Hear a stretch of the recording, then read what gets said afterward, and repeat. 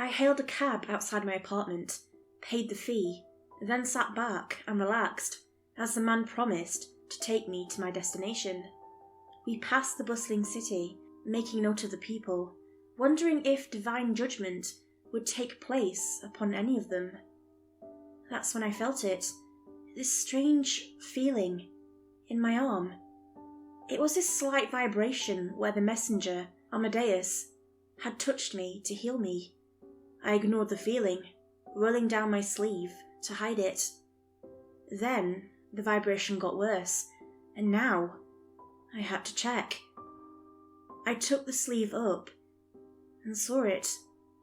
My God, I gasped, confused at the sight. A handprint was in the middle of my arm, and it was glowing a warm yellow. It didn't feel like it was going to kill, though. Rather, it was calming, as if it was still healing me. "Everything all right back there?" the cab driver asked, turning his head to look at me. I hid the glowing mark, just in time. Yeah, I responded. We'll just have a new destination. I had decided that I needed a doctor. Not just any doctor, no. They'd lock me up or something. This was too strange for even the best minds of the traditional scientific community.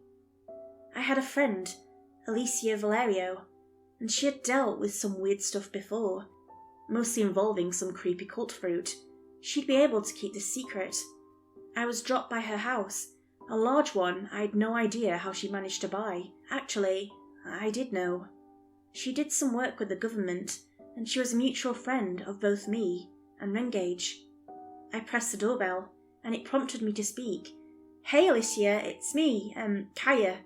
You know, the one with the magic mind-reading thing?" Before I finished my sentence, the door swung open, revealing a sleep-deprived Alicia Valerio, just as she always was, despite the rustled hair, a strong-smelling coffee, and a general look of confusion. She seemed happy to see me. "Kaya!" she yelled, embracing me in a hug, somehow keeping her coffee unspilled by some divine miracle. "Alicia?" I half-heartedly returned, too confused to think straight. "Come in," she told, and I followed her in. The house was large, and she lived there only with her pet dog, Strawberry, who I noted wasn't in the house today. The house, though, was a mess. Lab papers here, weird nonsense there, and all in a muck. "What brings you here today? You said you had an emergency." "Right," I replied. "This."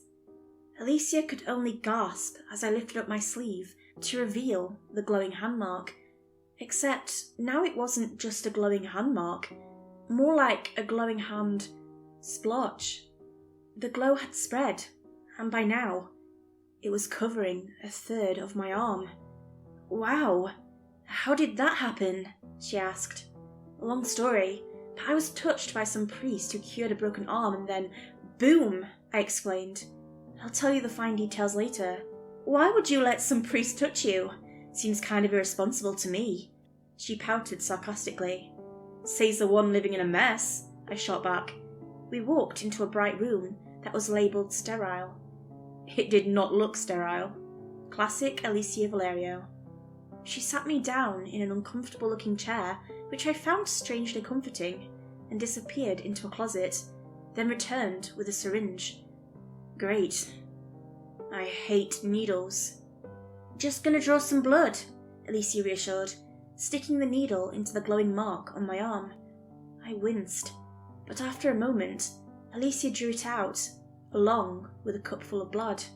"Now for an unaffected selection," she murmured, sticking another into my other, non-glowing arm. A moment later, that too was done.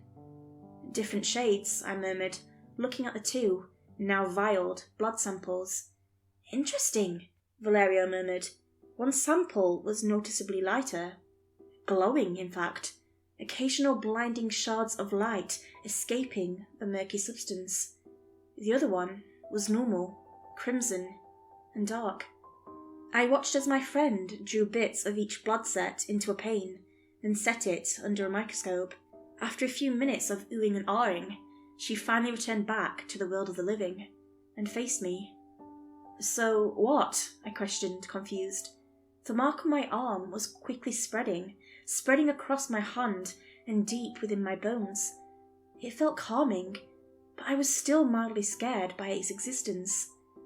Alicia dimmed the lights, meddled around with a computer, and turned on a large, expensive-looking TV screen. I'd have to get into contact with Alicia's government sponsor sometime.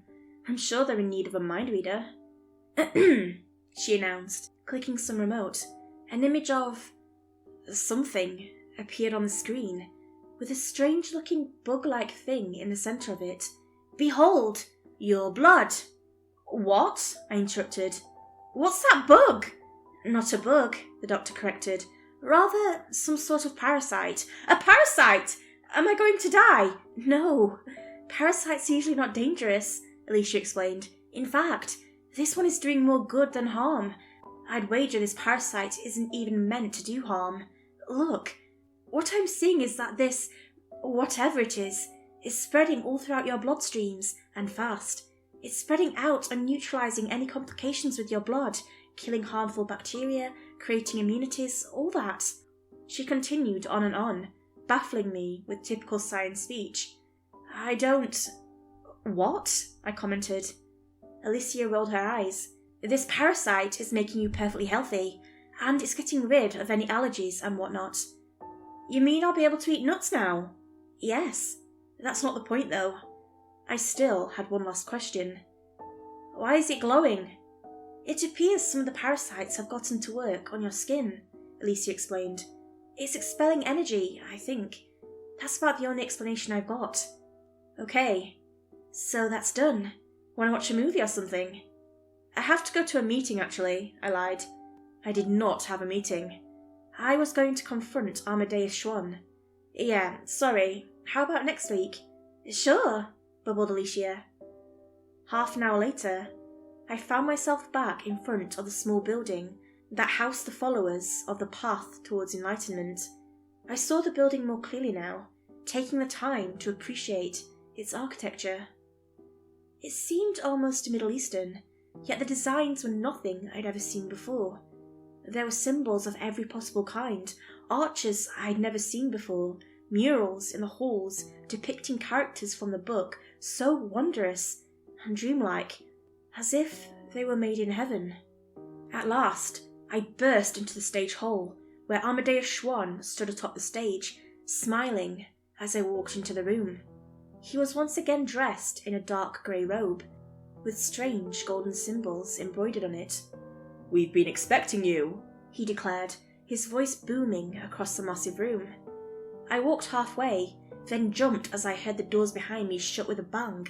A click soon ensured the door was locked, trapping me inside with the old priest. No matter. He was only one guy, right? One guy with magic.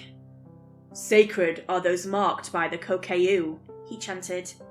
And suddenly, from the shadows around me, black-robed people appeared, seemingly arriving from thin air.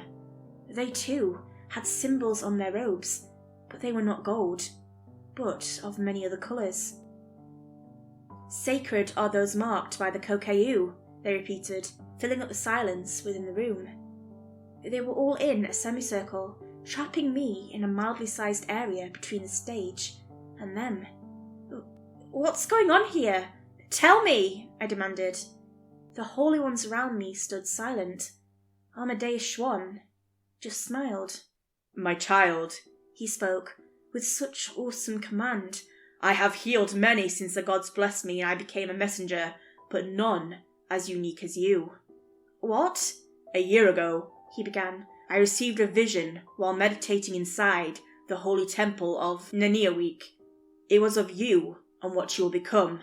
A great holy being soon arrived, and I was blinded by its light." And saying this, his hands went up to his eyes, removing a set of contacts. Beneath them, there was a pale, broken eye. Useless. "That's..." I gasped. "But it showed me how to see with the light of the path," Amadeus continued. "This holy being commanded me to travel to this city and find you. As my duties as a messenger, I set up this holy temple, awaiting your appearance. Truly honourable are those who travel the path."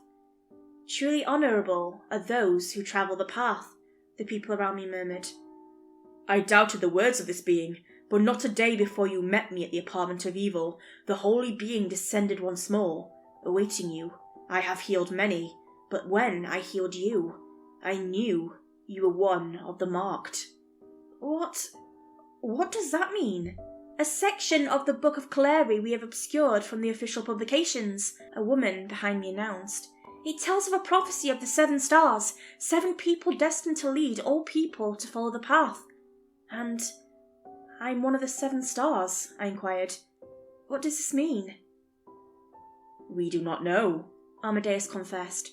"but the Book of Kaleri tells us one of the 7 will have the power over the secrets of the mind and soul. You, perhaps." I don't understand." "Come onto this stage," Amadeus ordered, beckoning me to walk up. "All right." I did so, the eyes of the people behind me all upon me as I walked, each step seemingly ringing out. My arm glowed brighter as it neared the messenger atop the stage, and when I finally stood atop it, the light began to spread all over me. I felt the strange feeling of calmness wash over my body, and suddenly it was all gone in an instant, the glow receding, dimming, until it returning to a mark of a hand. "Now what?" I asked, confused. "I will show you what it means to be enlightened." And suddenly I felt the stage descend below. It was some sort of elevator, and it took us beneath the ground, leaving behind the group of robed people watching us. Now there was nothing but the sturdy rock and concrete. The first thing I saw after that was a blinding light of a screen. No, not a screen. Rather glass, and behind it, a wall of warm, glowing light. I covered my eyes as it slid into full view as the elevator stage finally stopped. Amadeus walked on ahead, blind, immune to the blinding light. How? I could only gasp, shocked at its display. He turned towards me, his back to the light. At last I could see, squinting to avoid the bursts of glorious light from behind him. "Let us show you your purpose." Before I could say anything, he closed his eyes, and I heard this, static, almost melodic noise play out. And I heard the earth shake and the metal groan as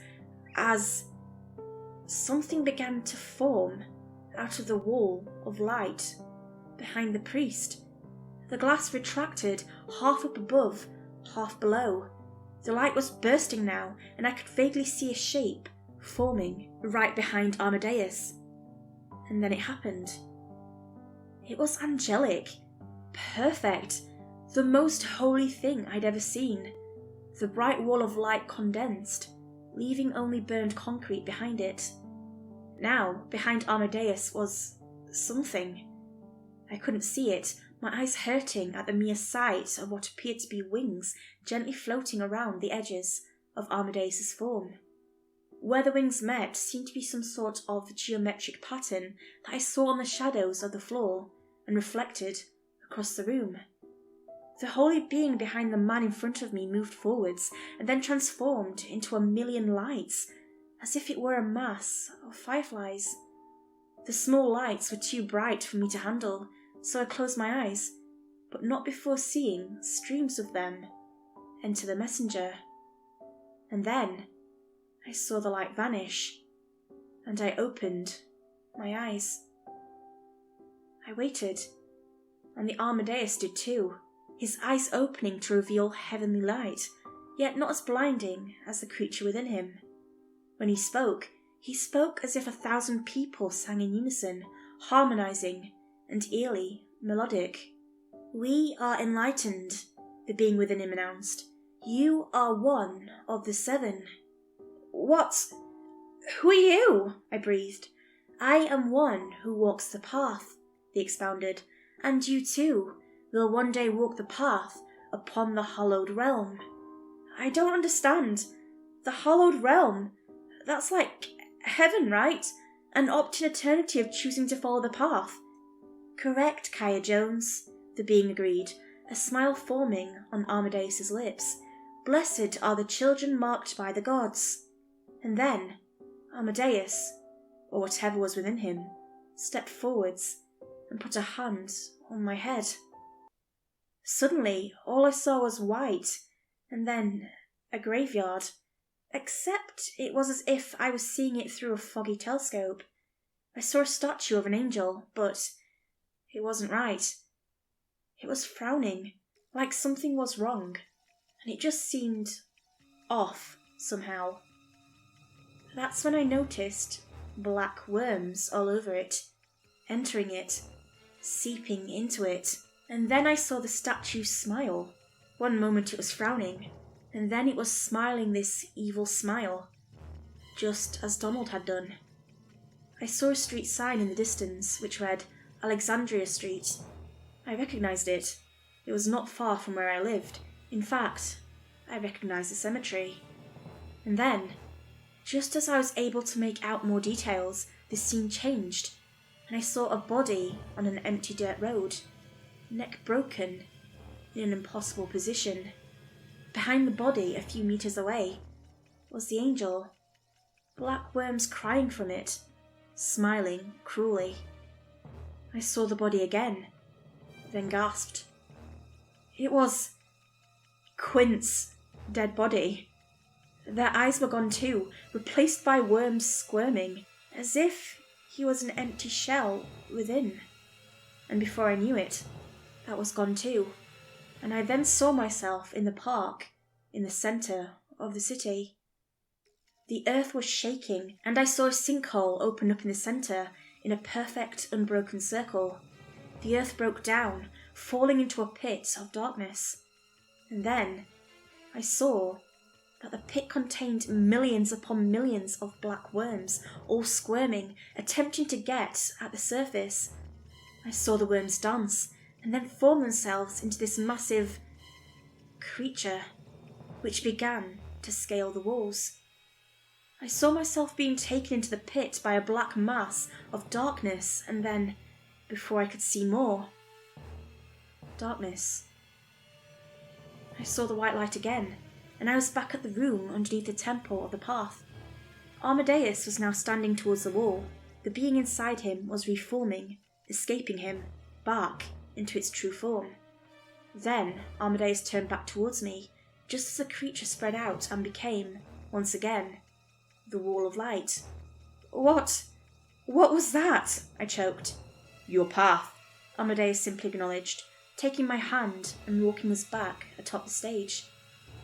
I was left speechless, and as the stage ascended, I could only wonder what the future had in store for me.